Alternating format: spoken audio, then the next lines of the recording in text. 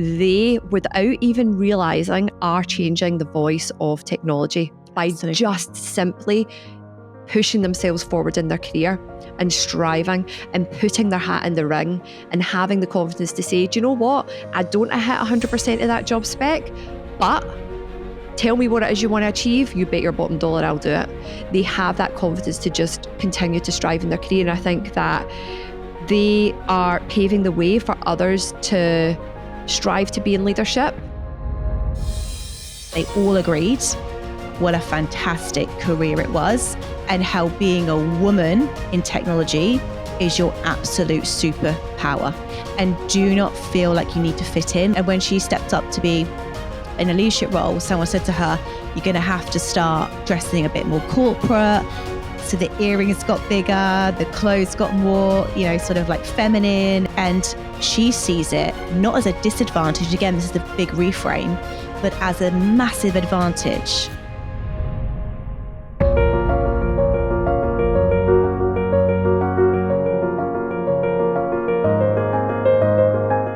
Welcome to another episode of the Career Confidence Podcast with myself, Georgie Hubbard. And today, a very special guest. As you all know, these are some of my favorite conversations. I'm with my co-founder, Pam Caldwell. Pam, great to have you back on the mic with me today. How you doing? Yeah, I'm really good. I actually love snuggling up in this big cozy sofa and having a right good riff-raff chit-chat.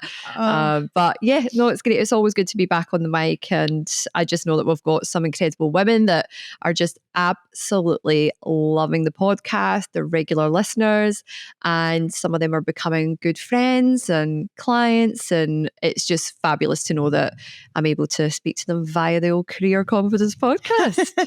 No, honestly, I just love doing these with you because I feel like we're just sharing our journey with everyone and our learnings. Look, today we wanted to talk about our recent Sisterhood Social, Diary of a CTO, and really, I guess, go deep on some of our key takeaways and what we've done from learning sort of this information, how we've implemented it into our own lives, into our own business, and our sort of like really key lessons from this. Because I think when you do go to networking events or you do go to any sort of event where there's growth and education, it's really easy just to sort of put that in a box, close the drawer, and then forget about it. But I think more than ever, knowledge is only power if it's implemented. And I'm a really, really big believer of that. So I really want to talk about it because I know that will really then ingrain it into my system even more.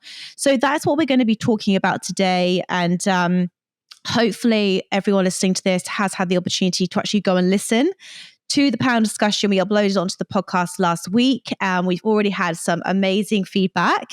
And honestly, it was just so phenomenal listening to that again, because I think when you're on the panel, you're listening, but I'm also very much like looking around the room, reading the room, making sure everyone's resonating, heads are nodding, people are having a good time, making sure we're not overrunning and, it's not people want to go and get another drink or ask some questions. So you're present, but you're also very aware of your surroundings. So it was just amazing just to put my headphones on and really immerse myself in what these three incredible women were speaking about. So I've written down my sort of three takeaways. I know you've got some takeaways and we're gonna riff on them and talk about them. But before we do, what actually an event? Like, I'm still on a high. Yeah, it was incredible. Yeah. Now, look, I absolutely love running the events. It brings me so much joy. It's almost like, it's like a night out for me as well. It's like an experience. It's what I really enjoy doing. If I've got a night away from the kids, I make a point of booking a hotel room. I stay overnight in the city and just immerse myself in the evening.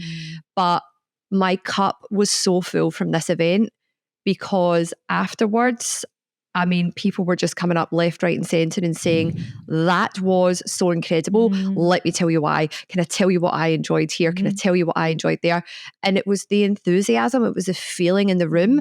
And just that sense of with each event, this is our fifth one now, right? Yeah. With each event, we are growing a community of like-minded women that are genuinely there to support each other, to uplift each other.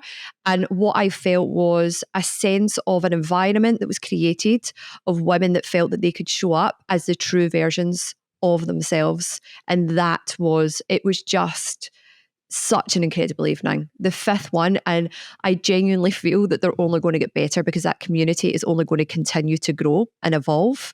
And the women that were in attendance just made the night what it was as well. So I loved it. Yeah, me too. It was just so much fun. The conversations I had on the night, the women, like you said, that were there, the value that Eglantine, Amelia, and Catherine gave was just incredible. The questions from the audience at the end, some spicy ones as well, that kind of got me thinking as well. And it was just, the whole evening was fantastic. And it does take a lot to put these events on and bring it all together. But when I'm there, I like you, I want to make it into an experience. So we book a hotel room, like you said. And, it's really important just to have that debrief and really sort of think, okay, what went well, but not get complacent. And I think that's what we don't want to do for the next few events. We want to make sure that they are getting better. They are getting bigger. We're having more amazing people on the panel, more amazing people in the room, and just keep on driving our mission and having that impact. But it was phenomenal. And yeah, I am definitely still on a high. And there was just so many things that I personally took away. So let's go into those now. So the first point that was just kept on coming up on the evening, and it's kept on being reinforced ever since, was the power of your network. Honestly, I feel like you and I have done this. We've spoken about this a lot on this podcast, the power of your network. Your network is your net worth and opens up opportunity. But honestly, now more than ever, I am seeing women get ahead in their careers because of the power of their network. It's who you know and what doors can be opened. And there was just so many conversations being had in the room, and you just never know where those conversations are going to go, right? But you think about our own business journey with See It Solutions, the amount of new clients, new opportunities that have been brought to us because of who we know, because of who we've put the effort and the energy to know, right? And I just think we cannot get complacent now. If as a career professional, or if you're a business owner, or whoever you are, your network is very, very important. You want to be nurturing it at all times. But I know it was a really big one for you as well. So was that one of your key takeaways as well? It really was. The power of creating a professional network for yourself was really powerful. Before I go into some of my key takeaways, I think one thing that I do want to acknowledge is that as women, we do wear multiple hats, and I completely understand firsthand how challenging it can be to incorporate time in your life to go to external networking events. However, one key thing that I would recommend that I've done personally is look 3 months ahead of time, see what networking events are out there, and actually be really picky and intentional about one networking event per quarter that you want to go to that are out with the four walls of your existing organization. One evening every 3 months, and make that time, lock it in your diary, make it a non-negotiable.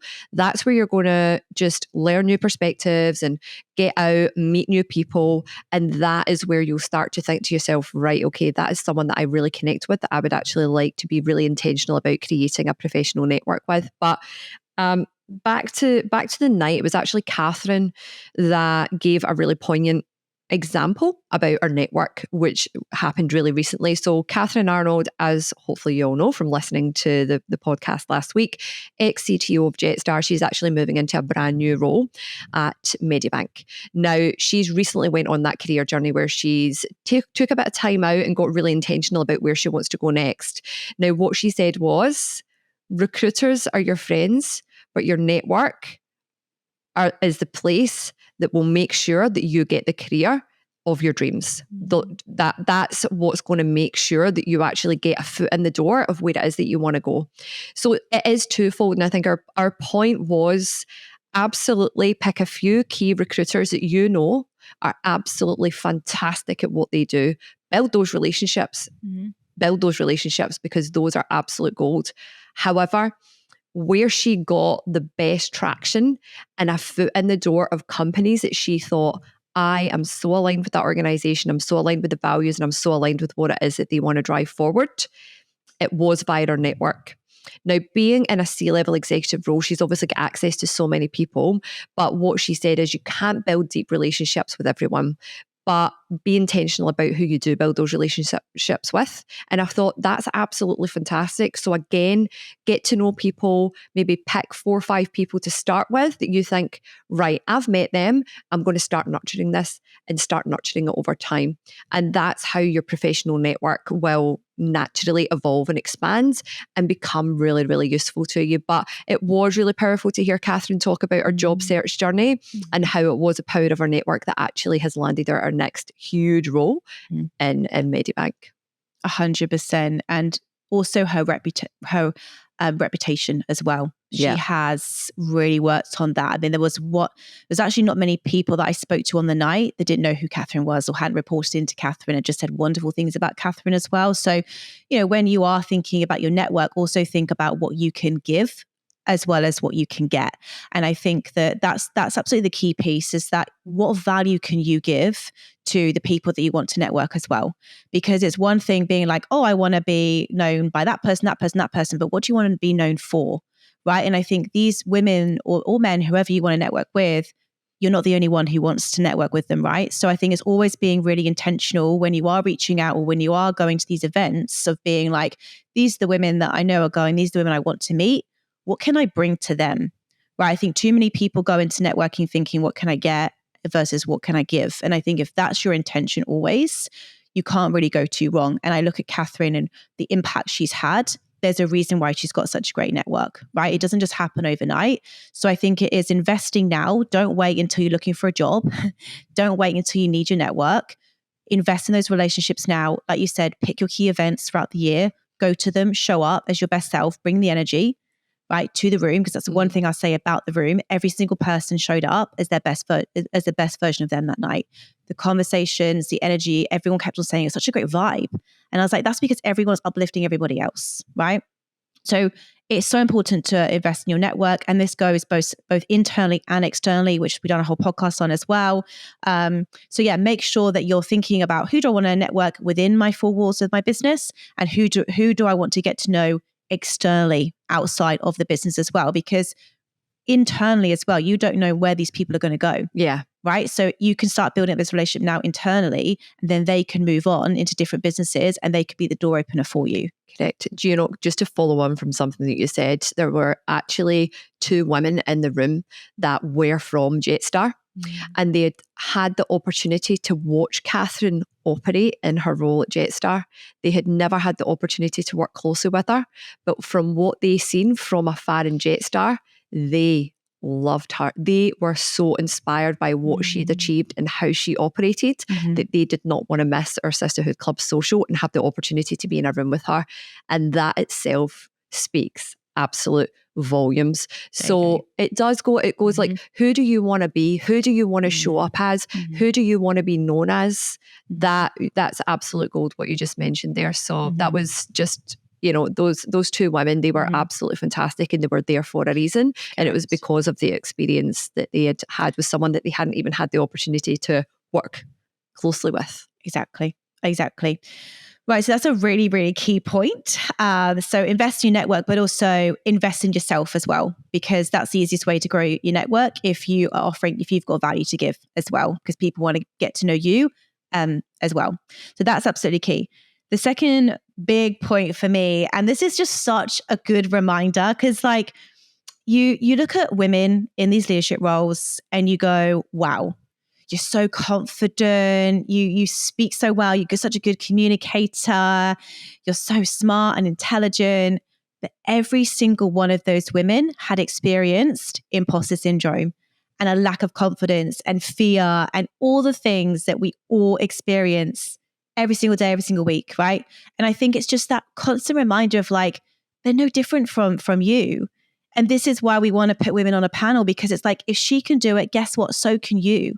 Like, success does leave clues, right? But there's not one woman on that panel, myself and you included, that have not ever experienced imposter syndrome. It is a constant thing that women have to work on. Yeah, of course, men as well. I'm not saying men don't experience it, but from the conversations I've had with a lot of women over the years, we seem to suffer with it more. And Catherine also said something incredible. She was like, she's had to reframe it. And she's like, anytime I experience imposter syndrome, it's usually because I'm stepping outside of my comfort zone. I'm doing something that feels uncomfortable. But hang on a minute, there's growth in this, there's learning in this, and that in itself is exciting. So she's reframed imposter syndrome as excitement, something that's new, something that's uncomfortable, but will lead to great things. And I thought that was so powerful for every single person in that room and every single person that has listened now to that panel to understand that these people and these women are not immune to all the same things and fears that you have. They have just learned to deal with them and to acknowledge them and silence that inner critic and still move forward. So I think that was such a key point for me that I wanted to hit home, because people do think, oh, they must be so confident. It's like, well, confidence is a skill that comes from courage. And we are going to have to face our fears to get to where we want to be. So that was a really key point for me. Yeah. And I think when they each individually shared their own unique experiences with that imposter syndrome, it just made them seem so vulnerable, so honest, and really accessible as well. Like, yes, they are in the C-suite, but wow, these women are real. They're being really honest with us here. And it just makes you feel that you are normal to have those shaky moments in your career. But what they were driving home was, do not wait until you're ready. You have got to feel uncomfortable in order to experience that growth. And that was definitely really powerful. I think one of the analogies of the night were definitely from Amelia. And to cut a long story short as well, I think the reason that she'd been able to sort of cap a lot of the imposter syndrome throughout her career was she constantly was surrounded by other leaders on her way up that were going, well done, Amelia. Well done. You're doing great, Amelia. This is fantastic, Amelia. Keep going. And then she realized as she was getting to the top of her career, there were less people around her that were there to uplift her and say, you're doing a great job. And to the point that she was sitting thinking, am I doing a good job? Hello? Anyone there? Anyone want to tell me how great I am? So being aware of that as well, that the further up the ladder that you go, there's less people there to give you a wee pat on the back and saying you're doing fantastic. So you have to work on overcoming that imposter syndrome as you go, build up that self-confidence in your capabilities to achieve, because by the time you get to the top, you ain't got no one. You have got to be confident in your own abilities to execute what it is that you really want to drive forward with. So that really was a key takeaway. That this imposter syndrome is something that we all need to go on a journey with. But as you continue to grow, you need to get better at overcoming it by yourself and work on that self-belief and work on that self-confidence. Yeah, that was really, really powerful, actually. When I reflect back, she described it as a stream, didn't she? It's Yes. like at the start, it's wide and then it narrows. And then when no one's clapping, you then have to really dig deep to go, I've got this. Like, you've really got to work on yourself because you're not getting the external validation. That was a really, really powerful. And something as well that Eglantine said was when she's gone and spoken on so many panels with like leaders at Google and Microsoft and all these huge companies. And they're all sat backstage being like, are we qualified to speak on this? And she was like, you're working at the biggest organizations in the world in tech, and you're still sat here behind the scenes before you go on stage to deliver this huge presentation to thousands of people, asking yourself, am I the right person to do this? So it's just these messages are just so powerful and important for us to hear, because no one's got it all figured out. I think that's the key piece. No one has it all figured out. Everyone's winging it. Everyone's learning on the fly. Some people have got more wisdom and experience than others, but we've all kind of got to go on our own journeys and not let the fear of failing or imposter syndrome or that inner critic hold us back from doing what we want to do and what we're destined to do. That's absolutely crucial. Huge one, absolutely massive. A third one for me that they all kept on saying was this word curiosity. Like Eglantine, when we sort of were asking her the more questions about what got you interested in tech, that was what got her interested. She was like, well, how does this work? And how can this be better? And how can I improve? And how can I solve this problem? And a lot of it is all down to the technology behind the scenes of an organization, of a business, of a product, right? A lot of the things that are being built these days, a lot of companies are all built on the base of their technology and their foundations. And she came in, and that's what sparked her interest. It's like, oh, well, maybe technology is going to be a great career for me because I'm a problem solver. I'm curious by nature. But they all had this deep curiosity and just asking questions and not being afraid to, I guess, look a bit silly at times if they didn't know the answer to something. But they just wanted to dive deep, understand, solve problems. And I think that is what technology enables. And they all agreed what a fantastic career it was and how being a woman in technology is your absolute superpower. I remember Eglantine saying that. She said, being a woman in tech is your superpower. And do not feel like you need to fit in. Like when she comments about her earrings and how she dresses and when she stepped up to be in a leadership role, someone said to her, you're going to have to start dressing a bit more corporate. And she was like, screw that. So the earrings got bigger, the clothes got more, sort of like feminine. And she really leaned in to that. She really leaned into her, I guess, her feminine nature. And she sees it not as a disadvantage. Again, this is the big reframe, but as a massive advantage. And that is why she's now the CTO of Pexa. And I noticed that when she spoke, she just had the room hanging on her every word. I mean, they all did. She's captivating. She was incredible. I mean, they all were. Yeah. I could sit here and just honestly just fangirl all of them. But it was amazing when she said that whole reframe of like, yeah, you're a woman in tech. Own it. That is your advantage. That is your superpower. And I just thought, wow, that is so powerful. Because again, women are like, oh, we're at a disadvantage. It's like, no, it's your advantage. Use it. And I know you and I are using it to our advantage right now. I absolutely love that. And, I'm laughing about the earrings comment as soon as Eglantine said that, because when she walked in the evening, she had on these massive hoop earrings. Yeah. Now, I love a hoop. You love a hoop. Right. But I must admit, over the past couple of years, I've actually thought to myself, I think I'm a bit too old to be wearing those earrings now. You bet your bottom dollar I'm dusting the biggest hoops I've got. But it is amazing. And I think, look, there's probably a lot that as women we really need to work through to just like dust down things from like generational messages that have been handed down. I think there might be some of you that are part of that generation where, you were brought up to be children are seen and not heard. The whole word curiosity, has anyone ever heard the phrase curiosity killed the cat? Right? You're almost some of the generations that have maybe are in the existing workforce at the moment have maybe grown up in families where you've been encouraged to keep your voice down. Don't ask questions, don't speak out, don't be too loud, don't be too brash. Toss that in the bin. This is honestly something that we all need to work on. Ask the questions. Put a question out there, and even if it makes you feel more comfortable, frame it out and say, look, this might seem a bit silly. However, right now, you don't have to frame it out that way, but if that makes you feel comfortable enough to frame it out so that you're almost putting up a little bit of a barrier to say, I know this might be a bit silly. Ask the question. Get comfortable, push yourself out your comfort zone and ask the questions, because you bet your bottom dollar, if you're thinking it, someone else in the room is thinking it. So ask the question. But that curiosity piece, it is really powerful. And on the point of what Eglantine about Eglantine just encouraging women to just really embrace who they are, embrace their individuality and bring that to work. There was one woman that walked into our Sisterhood Club social that I had met the previous week at one of our client sites, and I did not recognize her.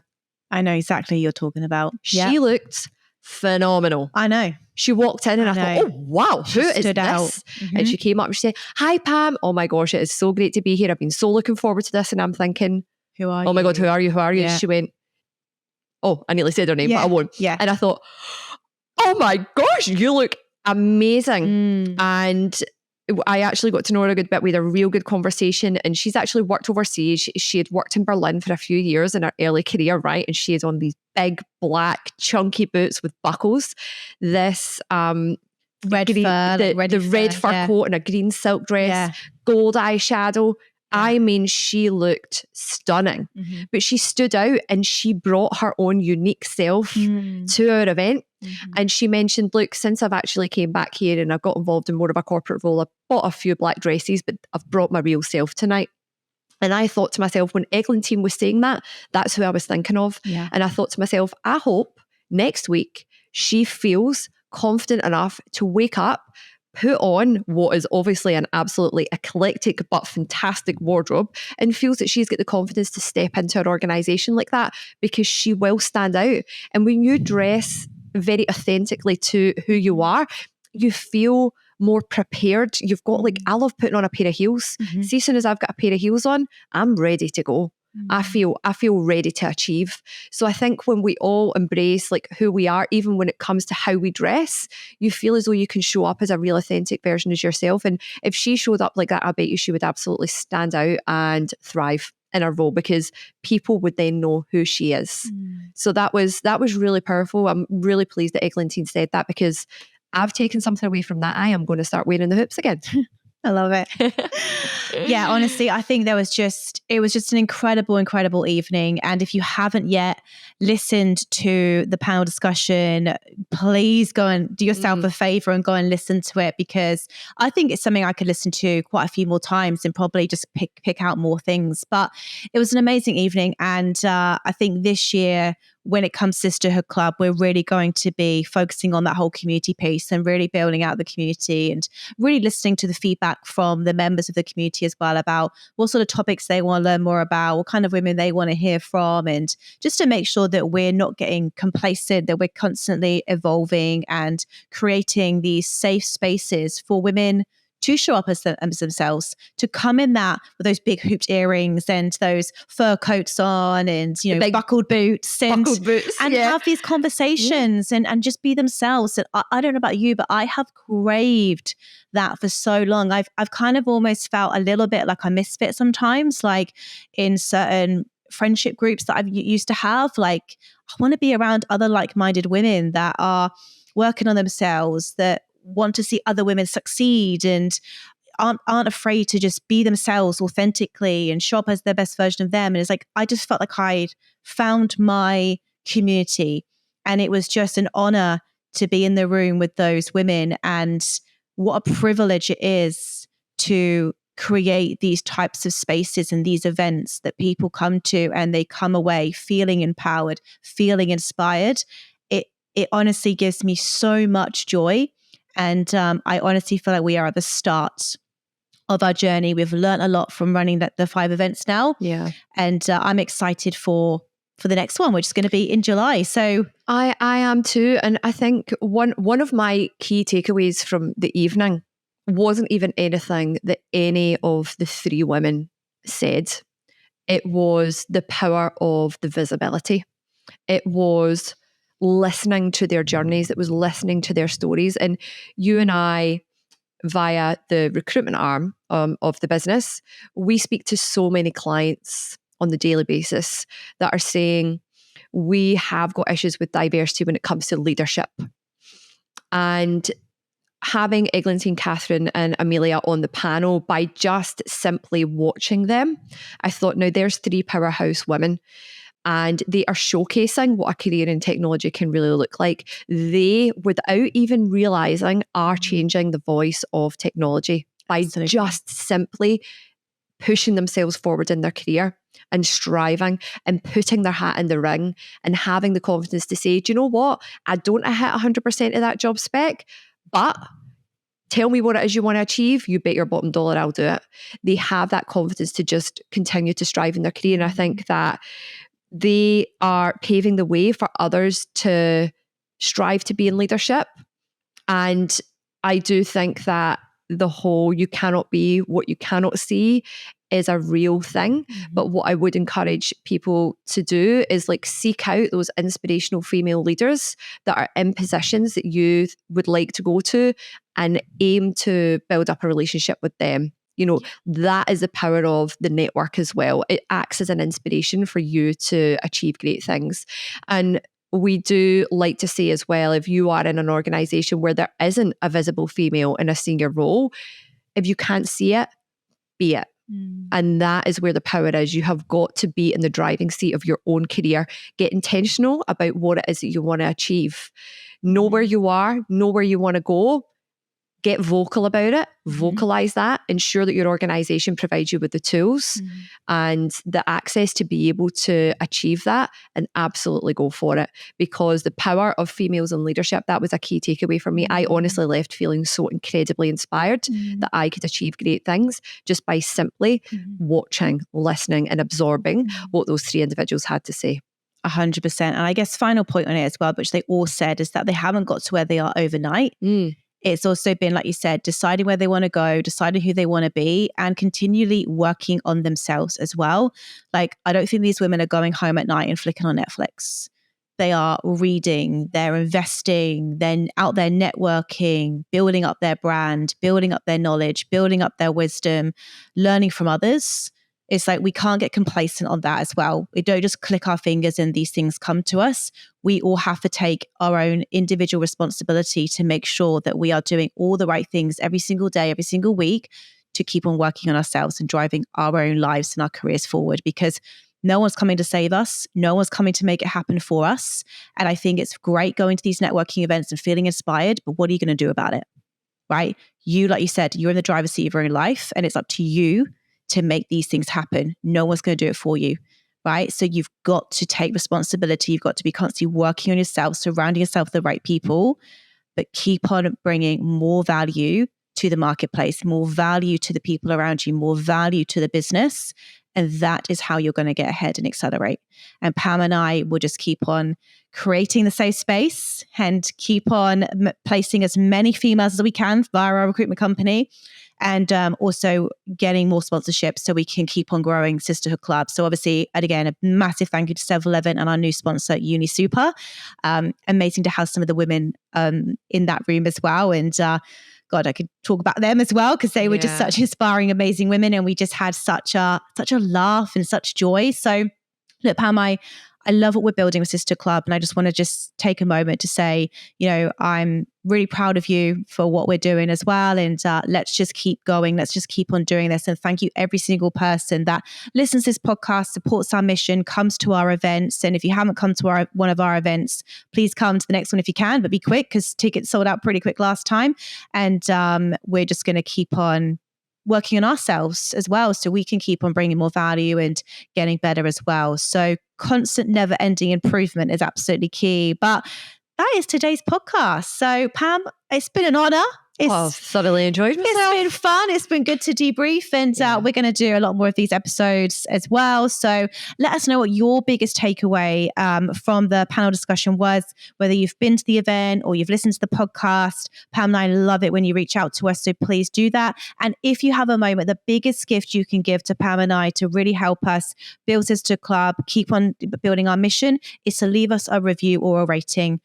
That honestly goes such a long way. And we want to keep making sure that people hear these important conversations, keep on elevating the voice of women in leadership. So please make sure you take a moment now to do that for us. We would be very, very greatly appreciative of you. But have a wonderful week, everyone. We'll speak to you soon. And that's it for now. Keep striving. Keep striving. See you soon.